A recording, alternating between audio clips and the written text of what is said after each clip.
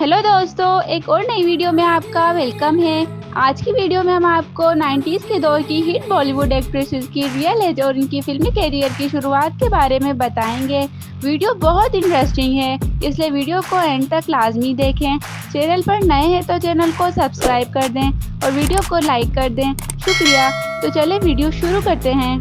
रवीना टंडन 26 अक्टूबर 1972 को पैदा हुई। 1991 में आई फिल्म पत्थर के फूल से अपनी फिल्मी करियर का आगाज किया और उनकी रियल एज 51 साल है। ममता कुलकर्णी 20 अप्रैल 1972 को पैदा हुई।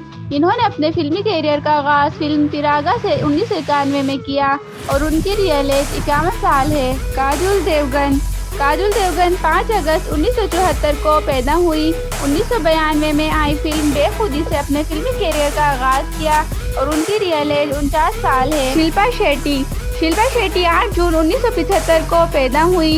इन्होंने अपने फिल्मी करियर का आगाज फिल्म बाजीगर से 1993 में किया।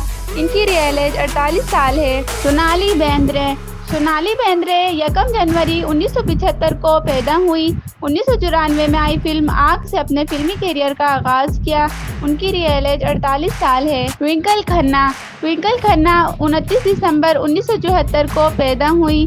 उन्होंने अपने फिल्मी करियर का आगाज फिल्म बरसात से 1995 में किया।